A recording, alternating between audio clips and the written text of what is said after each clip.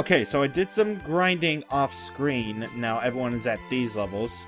The only spell that Rosa learned was Life 2, which restores you back to full capacity. And Rydia here learned Fire 3 as well. If you might notice, the music is a bit different. That's because I'm here in the underworld. Suddenly. Hello there, everybody. This is CwapTheNintendin here, and welcome back to Let's Play Final Fantasy IV. So, last time, we succeeded in stopping the Giant of Babel from bringing destruction among the world. But, and of course, this is spoilers, we also found out a very disturbing truth. From breaking free of Zemus's control, Golbez revealed that his father's name was Kluya, the same as Cecil's. They're brothers. And now Fusoya and Golbez have gone to stop Zemus on their own on the moon. So you know what that means, right? Sidequest! Yes! There's always time for Sidequests when your imminent loved ones, quote-unquote, are in danger. So, why am I here at Blacksmith Kukuro's house? Well, you remember we gave him the Legend Sword. Only after clearing the Tower of Babel, or the Giant of Babel area, can we go back here and receive this. It's done! The Holy Sword Excalibur! Use it with all your mind, body, and soul! Yep. We have the almighty Excalibur with us. And Cecil is gonna get a pretty big power boost from it. Yep. Very big power boost. Admittedly, for low defense, it's not really the best, but don't worry, we'll be getting some equipment later for Cecil. Just trust us. Or trust me. Not us, because I'm not a collective sum of people. You know, just do whatever. But anyway, if you talk to this guy, he can sell shurikens for Edge to throw.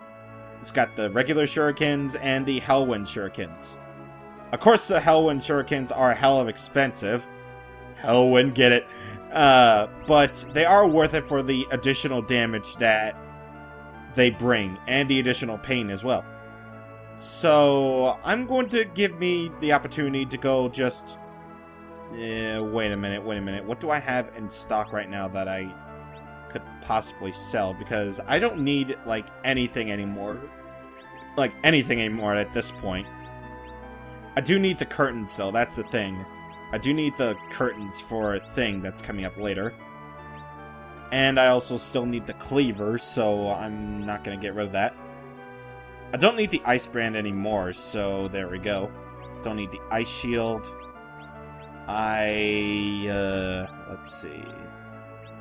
I don't need the ice spear anymore because, upon rejoining us, Kane did gain some brand new equipment as well, so... yeah, that's a thing. And I'm planning just gonna keep the defender around, you know, because Edge can throw that. Yeah, Edge can throw it. It's pretty great, actually. But alarm clock, gonna get rid of that. And I think that will about do it for now, in terms of, well, money and stuff. But anyway. That was pretty much our first order of business. Now let's actually sort this out and bring up to speed with stuff. Let's see. Where are the shurikens? Did I buy them or did I not? Wait, I didn't buy them. I don't think I did buy them. No, I didn't! I'm such a... I'm such a dingleberry. Okay. Okay, so I'm gonna buy the shurikens now. But the question is, how many do I need? I think I need like 4 Hellwind shurikens. And according to price, I need 3 shurikens. Okay. They're not gonna be thrown all in one succession. No, they do count as like item quantities, so that's at the very least good. And I want to actually put them up in a slot where I don't necessarily need them, like Hellwind can go up there, and Shuriken can go up here. And yeah, I just suppose that. Okay, so I believe I am good. I believe I'm good. Okay, so yeah, that was our first order of business. Our second order of business is back at Baron Castle, because if you remember, Odin pretty much kicked our asses badly. So we're going to return him the favor by kicking his ass, because I feel like I'm ready for it. I leveled up sufficiently for it, and I feel like I'm going to get my ass kicked, but whatever, we'll do it in style. Because I'm pimped out at this point with this new sword for Cecil or Cecil, or whatever you want to call it. Yeah, some rather another, some people like to call Cecil Cecil, or whatever. I just like to go with the way the voice-acted cutscenes pronounce it. Like, they pronounce Cecil's name Cecil. And, like, I know technically the correct pronunciation is Cecil. Because, yeah, that's an actual name. Believe it or not. But, I think I'd just like to call it Cecil because, well, I'm going with, like, the rules of Pokemon pronunciation here. I just like to do that. But, anyway, let's swap over to Cecil, actually, because here we are at basement floor number 2. Again, and we are sufficiently ready and good. Oh, and by the way, yeah, I changed up my forms, by the way. Yeah, just remember to keep your physical attackers in the front and your mages in the back. So, just remember that. And I think we've already seen this before, so I'm basically going to skip past this. So, basically, the key to beating Odin here is by beating him as fast as you can before he can get off the thing where he does the thing. And I can't believe I forgot to throw the thing. Oh my god. I'm such a doofus. Okay, so I'm gonna actually defend with Rydia and the other guy over there. Then I'm going to throw the cleaver. This is what I've been saving the cleaver for. I wanted to save the cleaver because it does 9,999 damage to Odin. And yeah, I'm fucked. Okay. Okay, that's cool, but... Oh wait, that's also cool because Kane is in the air. That way, Kane will not gain any damage or anything. And of course he just jumped down, and of course I'm dead at that point. Okay. Okay, Odin, GG. GG, Odin. Anyway, yeah, I'll be right back. Okay, this time, remember to throw the cleaver, Charlie. You should know this by now. Okay, so throw Kane in the air. Yeah, basically beat him as fast as you can, because Odin does not have that much HP, to be honest. I think he only has about, like, 20,000 plus HP at his side. And I think I need to get off of the Leviathan before things happen. And then I'm going to throw the Hellwind Shuriken to show you the amazing power of Hellwind. Because Hellwind is amazing, and you should know this. Alright, so get that with Cecil. And there we go. There we go. That's Odin for you in a nutshell. Basically, just keep around the cleaver, for you need that, because without it, you pretty much stand no chance against Odin. Although I could have used it for another boss. You have become strong. Fight, Barbarian. No, fight for the world. I will fight alongside you as Odin. Your Majesty. And with that, Rydia has now learned the summon Odin. Very nice indeed. Only took me like 3 tries, but, you know. I had to get ready, okay? I had to prep myself for whatever is needed. And wow, the output volume of my thing is really high, actually. There we go. Yeah, I had to put the input volume of my thing pretty low there. Actually, wait, no, that's not gonna work. Okay, there we go. 0.20. Technical hiccups, people. These are technical hiccups that I have to work with. But you know, it's all part of the process. Okay? It's all part of the process of not checking your Audacity to see if your input volume on your microphone is too high. That way I probably could have sounded like very loud at that point, but whatever. I don't care, man.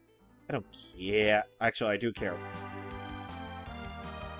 But at any case, we now must press on and on and on as one Fiora from Xenoblade Chronicles, which I've been marathoning lately would say, because that game is shaping up to be my favorite RPG of all time, seriously. Turn away, Final Fantasy VI, you might be disowned! But, anyway, we're pretty much done with our business on Earth. We don't need to do anything else on Earth. Well, if you wanted to go for all those optional summons that I mentioned, like Goblin, Cockatrice, Bomb, go right ahead. Spend like 200 years finding them. I know, even with me speeding up the emulator, it pretty much will take like forever in the day to find those summons, but they are in this version of the game. I know they're in the other versions of the game. I just didn't think it would be in particularly the J2E version of the game. But they're there, I guess, so yeah. Anyway, one place that I forgot to show during our initial visit on the moon is this place right here. This place is a safe little cave where all these clones are. Hi, what the heck is this now? Alright, come to think of it, there was one of our friends who built a ship and went to the Blue Planet. He was really good at making up nicknames. Oh, don't tell me these are the guys related to that one guy who people never use. Ever. Because they love things and places, even though some people like to change around their names to be funny. But whatever. Anyway, try to find a guy selling things, because you want to find a dude who sells crap. And these guys make really weird noises whenever they, like, speak or something. Yeah, the one thing that's really annoying about this particular place is finding the guy with the shop, because you could have named it. They could have given him, like, a sign or anything that makes it say that he's the shopping guy, but or the guys that sell stuff. But apparently not. The game has to be, like, annoying somehow, I guess. And why am I having trouble finding this guy? I know this guy is in here, and he sells really good stuff. Come on. Okay, there we go. There we go. See, now we're getting somewhere with this. So, this guy is pretty much the best shop in the game, because he sells ethers, and dry ethers, and elixirs. But, trust me, they are hell of expensive.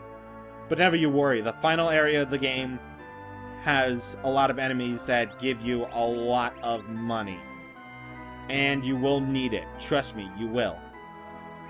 In fact, I'm going to buy pretty much 3,500 gil worth of cottages.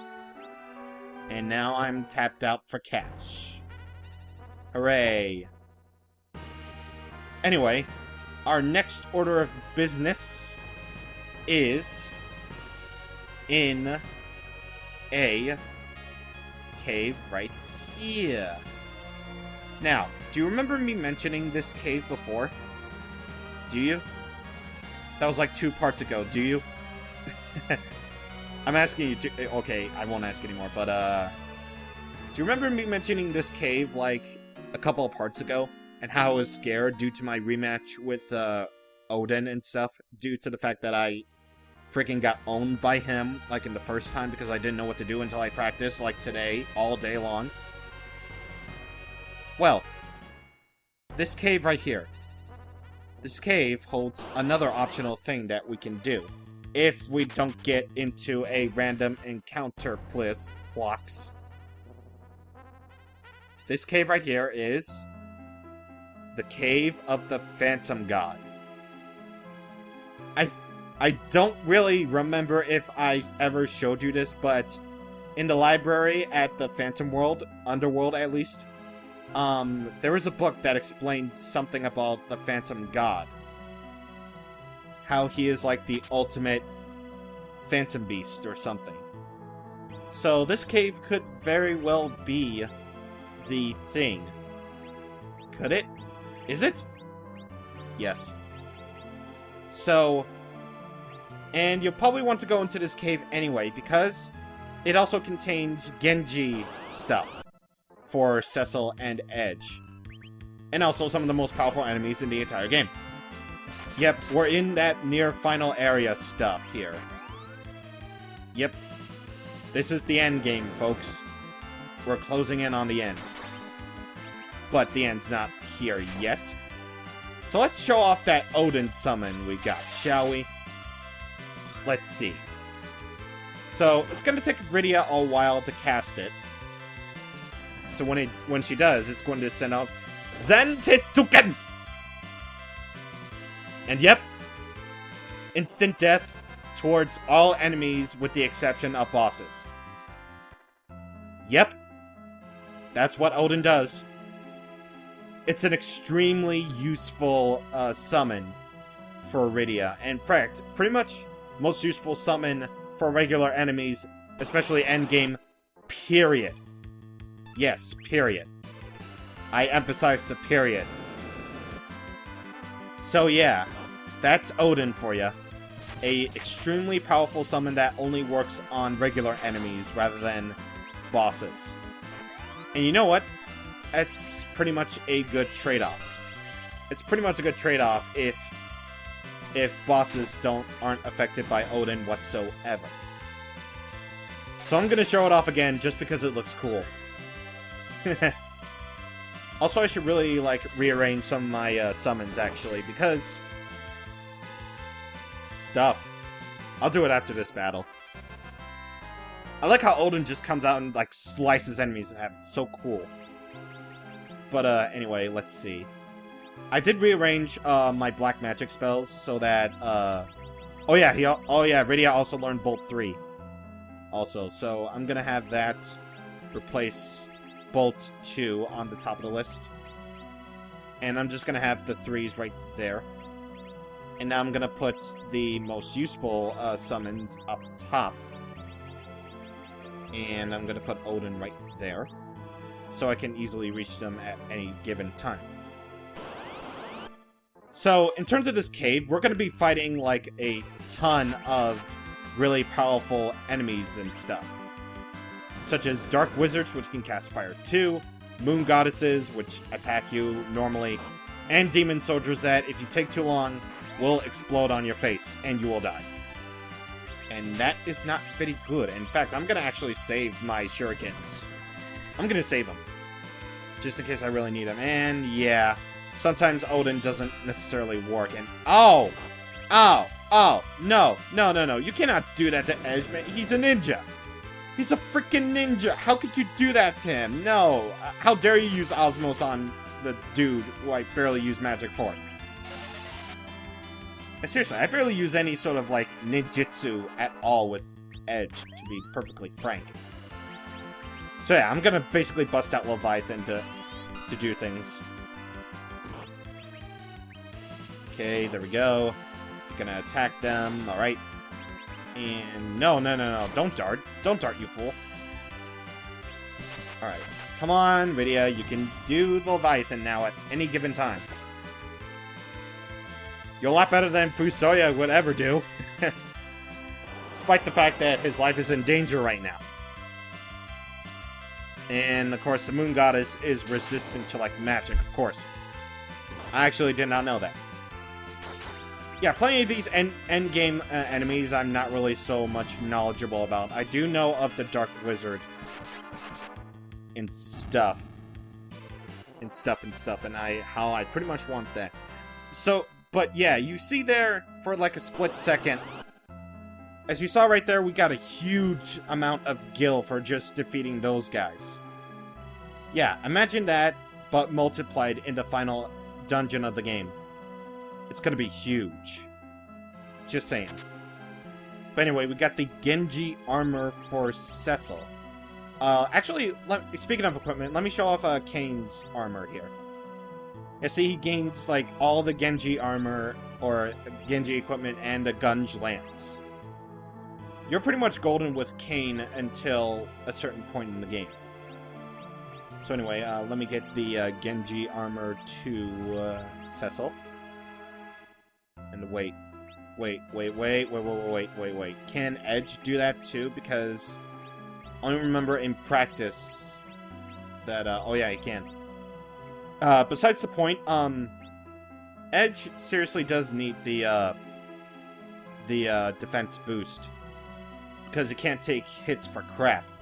Well, physical hits, actually.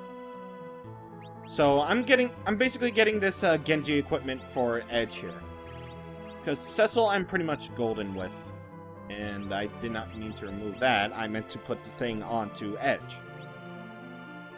Okay. Okay, so now, no, don't go to Rydia. Don't go to Rydia, you idiot. Go to Cecil for the healing, because Rosa needs her MP, dang it. All to heck. And Cecil needs securing as well. And Kane needs it too. Why can't this be like Final Fantasy V and 6? God. Okay. Good. Where you could just repeatedly mash the button and bam, there you go. All the health is restored. Oh. These enemies, Skull Dragons. Typically what you want to do with them is just attack them. Just keep on attacking them until you eventually get to Rydia's turn, because Rydia can just unleash Fire 3 hell upon them. And Edge is dead. Okay. So these guys are indeed weak to fire. So you want to just go ahead and cast Fire 3 on basically everybody. Or basically the guy. Yeah, basically the guy. Anyway, let's get a high potion onto Edge. While Rydia does her Fire 3 thing. Very good. Very nice. Okay. Yeah, even though enemies here don't offer much in the way of experience, well, at least in terms of right now, just holy crap, the huge return on Gil is amazing. It's just great. But I think I do actually have to use Rosa's MP here to cure people of their health problems? I don't know. I just don't know. Besides, if you pass by this point, there's a fixed encounter right here. Beholdeth the Behemoth. It is level 99, but don't let that fool you. Because the way this enemy is designed is, every time you attack it, the Behemoth will counterattack. So, these guys, due to the music, is pretty much a boss fight in itself. So what I typically like to do is, I typically like to, just get off a Berserk onto Cecil right now. Just so that I can keep an influx of commands going for the other 4. And yeah, as you can see right there, Leviathan didn't do as much damage as it normally would. That is because Behemoths do indeed resist magic. So, yeah, you're gonna want to be very careful when dealing with these guys. Like, Edge isn't doing... yeah. Pretty much, you're gonna wind up... be winding up, like, pretty much dead amongst all these guys. And I don't think Odin is going to help out. Not even Sylph is going to be enough to take care of these guys by far. So, it's just a fair warning that if you're going to go up against these guys, and if you're going to go after the Phantom God, just make sure you do that. And yeah, 65,000 gil. And over 14,000 experience. Damn. So yeah, pretty much in the final area, you're going to see me doing this sort of thing a lot, where I cut out random battles and just go all out, you know? Just, these enemies might be hard, but god damn it, they're amazing in experience gain. They're just too great, and stuff. But yeah, I seriously need an Elixir Select right now on Rosa, even though that's not the wisest thing to do. It's pretty much wiser for me to play it safe. But understandably, Rydia needed it more, but what are you gonna do?